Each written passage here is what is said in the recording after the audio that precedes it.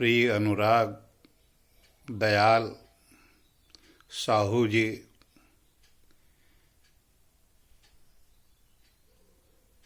आज आपको नाक कान गले की प्रतिरोध क्षमता इम्यूनिटी बढ़ाने के लिए और उपाय बताते हैं। पिछले उपायों से आगे बढ़ने के पहले आपको पुनः उन चीज़ों पर एक बार ध्यान लाने के लिए प्रेरित करते हैं। नंबर 1 पे सूर्य स्नान, सूर्य के प्रकाश से स्नान।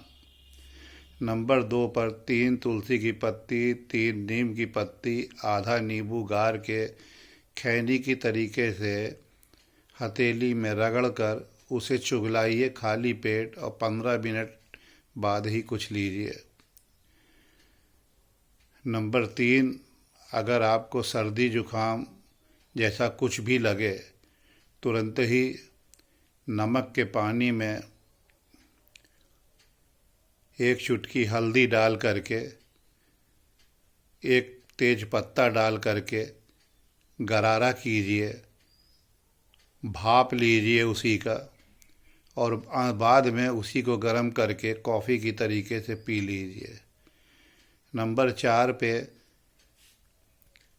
और फिर भी अभी नहीं वो मानता तो आप हल्दी लीजिए 1 चम्मच, थोड़ा सा उसमें चूना मिलाइए, सेंधा नमक मिलाइए और उसको घोल करके पूरे गले और पीठ में, सीने में मल करके एक मोटी बनियान पहन करके लेट जाइए, जिससे कि पसीना आ जाए।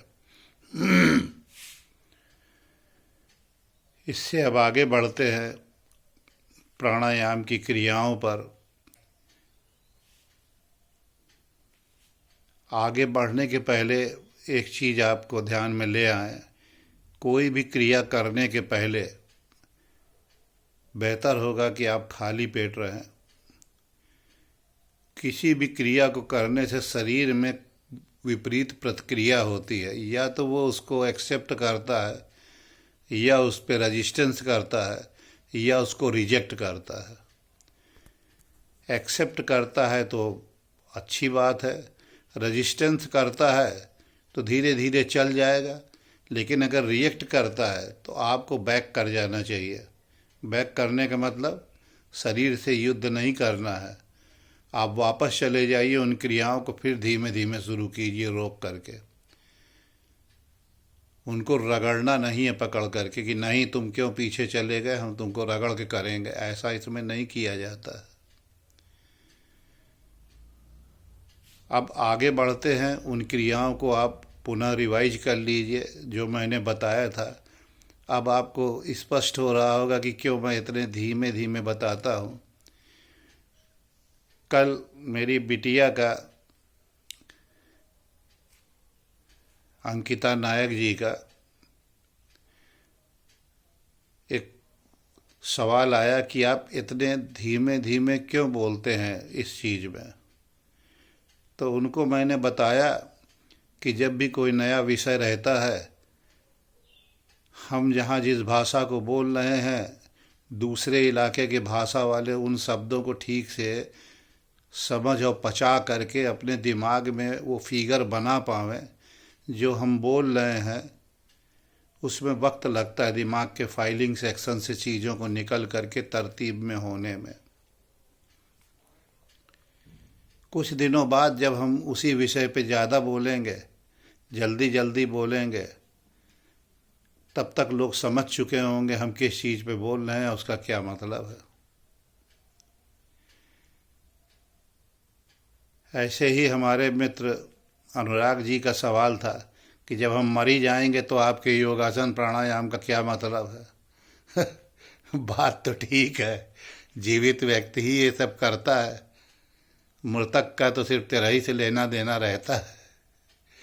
लेकिन अनुराग भाई, ऐसा रेशियो माना गया है कि 100 में 2 से 2.5 आदमी ही इसमें बीमारी वाले भी काल कवलित होते हैं कोरोना में।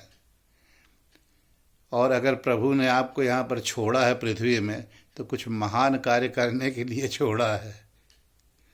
आपका सवाल सही था, परंतु अगर अभी से आप प्राणायाम वगैरह करने लगेंगे तो आपको शरीर में इम्यूनिटी बहुत मिलेगी।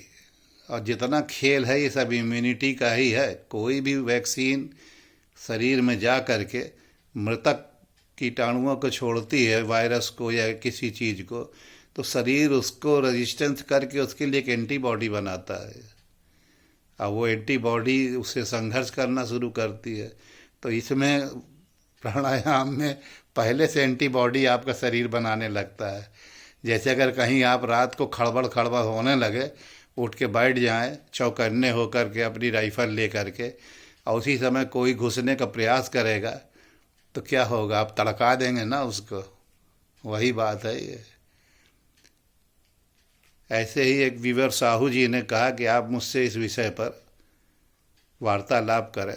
तो साहू जी, आपसे मैं रिक्वेस्ट करता हूँ कि हमारे मित्र अनुराग जी पिछले 35 साल से, टांडा वाले अनुराग जी, जस्टिस जयशंकर जी के पुत्र अनुराग दुबे जी सुप्रीम कोर्ट के वकील हैं, और वे बहुत तार्किक सवाल मुझसे करते हैं और चुभने वाले सवाल करते हैं और पीछे हटते नहीं, कतई सालों साल तक, जब तक कि उनको क्लियरिफाई नहीं हो जाता।